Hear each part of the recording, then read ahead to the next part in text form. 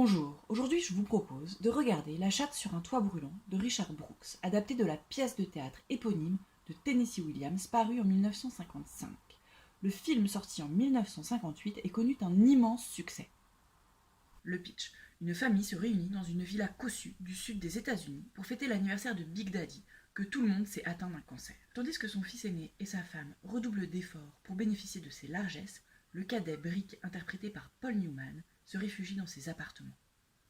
Il tente de noyer dans l'alcool son chagrin, car son meilleur ami a disparu récemment, tandis que sa femme Maggie, interprétée par Elizabeth Taylor, brûle de le reconquérir.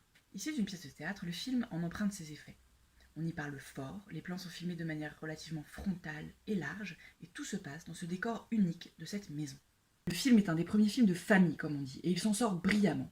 Il brasse une quantité de thèmes assez incroyables en grattant le vernis de cette famille riche du sud des États-Unis. Des histoires de couples en crise qui ne fonctionnent pas et dont les mécanismes sont décrits minutieusement et cruellement. Des relations père-fils douloureuses, et même la fameuse relation belle-mère-belle-fille est présente. Tout y passe dans ce tableau acide de la famille. Paul Newman et ses beaux yeux bleus empreints de larmes incarnent magnifiquement cette désespérance qu'il noie dans l'alcool.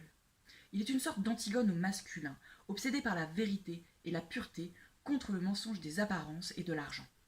Richard Brooks a pris des libertés par rapport à la pièce originale, en éludant l'homosexualité de Brick, au profit du renforcement du conflit familial. Il choisit de ne parler qu'allusivement des rapports qui ont uni Skipper à Brick. L'homosexualité taboue à l'époque reste donc présente dans le film, mais de manière sous-jacente. Sur fond de jazz cool se développe une intrigue des plus cruelles, qui met en exergue, comme le dit Maggie, la rapacité des uns et des autres. Vous pouvez louer le film en VOD sur la plateforme La Cinétech, que je vous recommande chaudement. A bientôt pour de nouvelles recommandations.